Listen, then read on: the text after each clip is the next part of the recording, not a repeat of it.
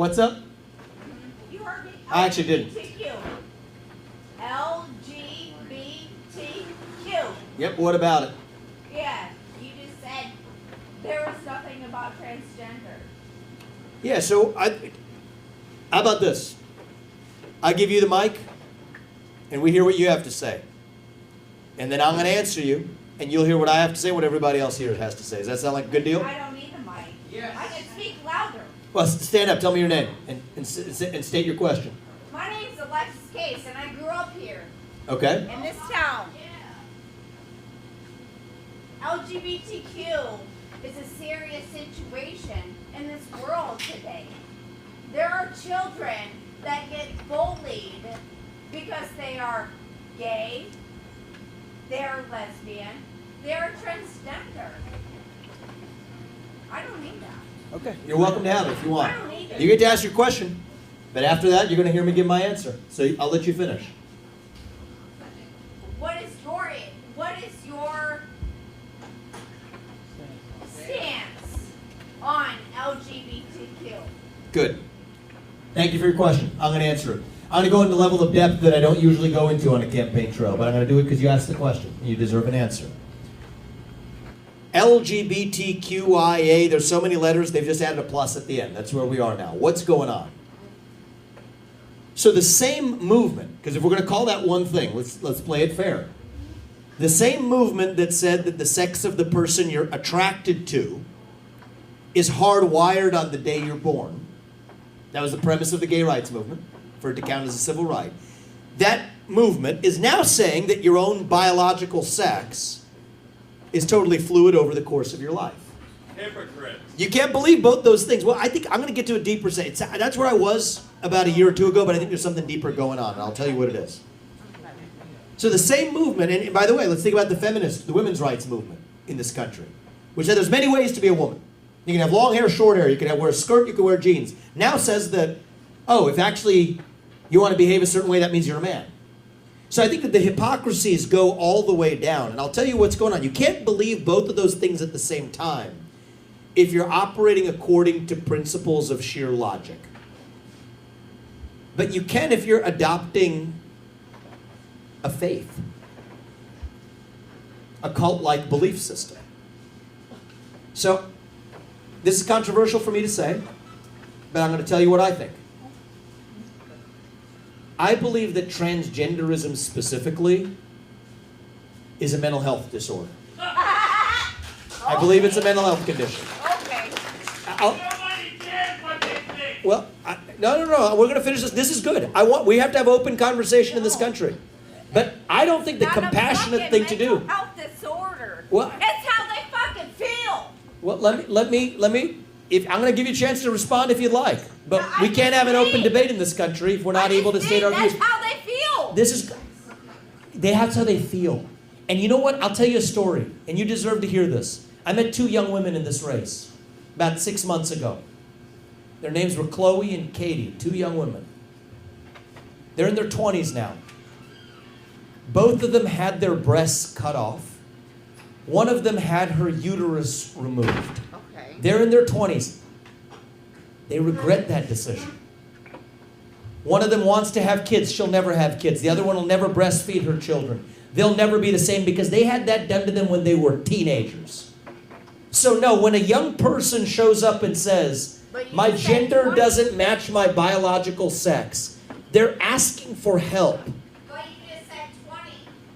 That's not They happened to them when one girl was 13 when it happened to her. She's in her 20s now and regrets it. This is what's wrong in this country. We will look back at this and say this was barbaric that we allowed this to happen in this country. That is not compassion. That is cruelty. And so I don't think the right thing to do is I'm not going to villainize those people.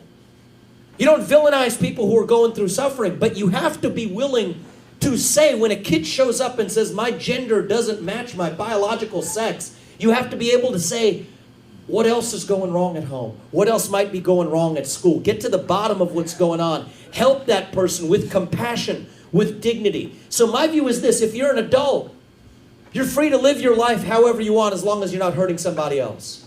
If you're a man, you can dress how you want. If you're a woman, you can dress how you want. Identify how you want. We're a free country, and I'm not going to stop you. But kids are not the same as adults. And we have to protect our children. And I'm going to go further than that. We can't change the way that women and men compete in sports. We can't do that. We can allow you to live your life the way you want to. But we can't change the way that we operate in our own life. And I'm going to finish this thought and then you get to respond. Because I think this is good. We don't do this enough. Open debate. I love this. I think what we've had in our country before is a tyranny of the majority. And that's what we worry about.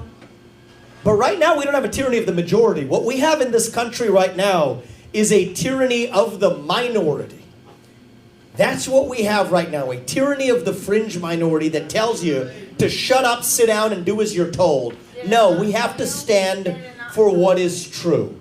And so I promise to you, you will have a chance to respond. I'm going to keep my promise. You tell me. This is good. We don't do this enough in our country anymore. Open conversation. Tell me. I was a child when I knew that I was gay. Not the fact that I wanted to change my gender, but living here in this town, I knew that I wanted, that I was a lesbian, that I was attracted to females. And you know what's But I had to hide it. And when did you grow? When was that? In the 90s? Oh, no. Let's see, I came out when I was 19, so I was born in 1983. So I think where we are now, we're in the similar generation. I think things today aren't what they were. I grew up in Ohio in the 1990s, and we're in a different place today. And I think this could be a very productive conversation. I don't get to do this in the campaign trail often, where we all are in our own echo chambers and silos. So it's good for us to talk to each other. I like that. Something funny's happened, I think, in the last few years in this country with the civil rights movement. It's right when we get to closest to the promised land of true racial equality that we then start obsessing over systemic racism. It's right when we get to the point in our national history where whoever you are, you can marry who you want, where you want, if you want, whatever gender they are, that we start then obsessing over the sexual identity revolution. You know what's actually funny right now is many people who are lesbian or gay are being taught to say that, hey, if you're a woman attracted to a woman, you're not a woman, you're a man. So that's the transgender movement. The L and the G, first of all, don't have that much to do with each other. The G and the T don't have as much to do with each other. But we're clubbing all of these things up to create more division. I hate the term persons of color. You want to know why? You take 100 different cultures, combine them into one thing that's designed to be opposed to this other thing we call white. And so the way I view this is, you are free to live your life the way you wish to, as long as you don't hurt anybody else in return.